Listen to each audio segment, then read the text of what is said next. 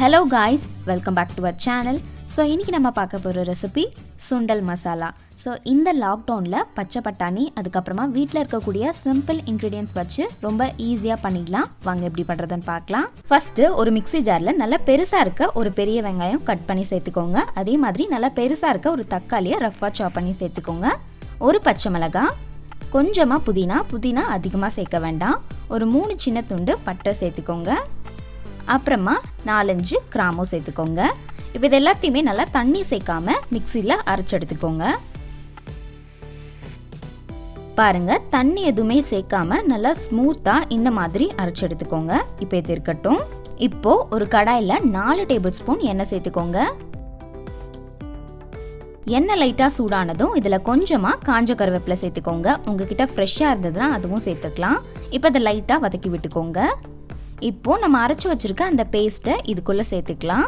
இப்போ இதை நல்லா மீடியம் ஃப்ளேம்ல வச்சுட்டு ஒரு 2 நிமிஷம் கலந்து விட்டுக்கோங்க. இதுல 1 டேபிள் ஸ்பூன் இஞ்சி பூண்டு பேஸ்ட் சேர்த்துக்கோங்க. இப்போ இந்த இஞ்சி பூண்டோட பச்சை வாசனை போற வரைக்கும் ஒரு 2 நிமிஷம் நல்லா மீடியம் ஃப்ளேம்ல வச்சு கலந்து விட்டுக்கோங்க. இப்போ இந்த ஸ்டேஜ்ல 1 டீஸ்பூன் மிளகாய் தூள், 2 டீஸ்பூன் தனியாத்தூள், 1 டீஸ்பூன் கரம் மசாலா, கொஞ்சமா மஞ்சள் தூள், தேவையான அளவுக்கு உப்பு சேர்த்துக்கோங்க. நீங்க மிளகாய் தூள் சேர்க்கும் போது கொஞ்சம் நல்லா பார்த்து சேர்த்துக்கோங்க. ஏன்னா நம்ம அரைச்சிருக்க பேஸ்ட்ல பச்சை மிளகாவும் சேர்த்துருக்கோம். இப்போ இந்த மசாலாவோட பச்சை வாசனை போற அளவுக்கு ஒரு 30 செகண்ட் வதக்கினா போதும். இப்போ இதை க்ளோஸ் பண்ணி ஒரு 10 மினிட்ஸ் லோ ஃப்ளேம்லேயே வச்சுக்கோங்க. மீடியம்லலாம் வச்சிங்கன்னா கொஞ்சம் அடி பிடிக்கிற மாதிரி இருக்கும். இப்போ 10 மினிட்ஸ் ஆயிடுச்சு. ஓப்பன் பண்ணிட்டு இந்த மாதிரி நல்லா எண்ணெய் பிரிஞ்சு வந்திருக்கணும். இப்போ இதை நல்லா கலந்து விட்டுருங்க. இப்போ அந்த பச்சை பட்டாணி வேக வச்சிருக்க தண்ணியை இதுக்குள்ள சேர்த்துக்கோங்க. சேர்த்துட்டு நல்லா கலந்து விட்டுருங்க. இப்போ இதை திரும்பவும் க்ளோஸ் பண்ணி ஒரு 15 மினிட்ஸ் மீடியம் ஃப்ளேம்லேயே வச்சுக்கோங்க. இப்போ பாருங்க 15 மினிட்ஸ் ஆயிடுச்சு. இப்போ இதுலேயும் நல்லா எண்ணெய் இந்த மாதிரி பிரிஞ்சு வந்திருக்கணும்.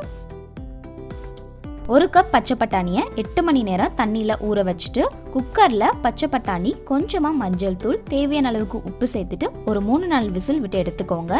இப்போ அதில் பாதி நல்லா மசிச்சுட்டு பாதி முழுசாக இருக்க மாதிரி பார்த்துக்கோங்க. இப்போ இதை இதுக்குள்ளே நம்ம சேர்த்துக்கலாம். இப்போ டேஸ்ட் பண்ணி பார்த்துட்டு உங்களுக்கு தேவையான அளவுக்கு உப்பு சேர்த்துக்கோங்க. சுண்டலில் ஆல்ரெடி உப்பு சேர்த்துருந்தீங்கன்னா கொஞ்சம் பார்த்து சேர்த்துக்கோங்க. இப்போ இதை க்ளோஸ் பண்ணி வைக்க வேண்டாம். நல்லா மீடியம்லேயே ஒரு 5 to 7 மினிட்ஸ் நல்லா கொதிச்சு வரட்டும். இப்போ பாருங்க நல்லா திக்காயிடுச்சு. இப்போ இது சூடாகும் போது இன்னும் நல்லா திக்காகும். அதனால இந்த ஸ்டேஜ்லேயே ஸ்டவ் ஆஃப் பண்ணிடலாம். அவ்வளோதான்.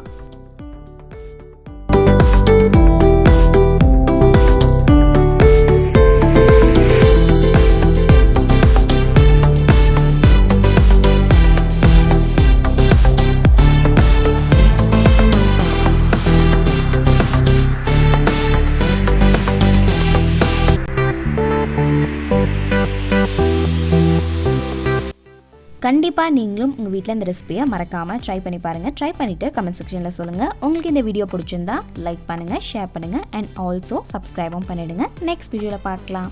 பாய்.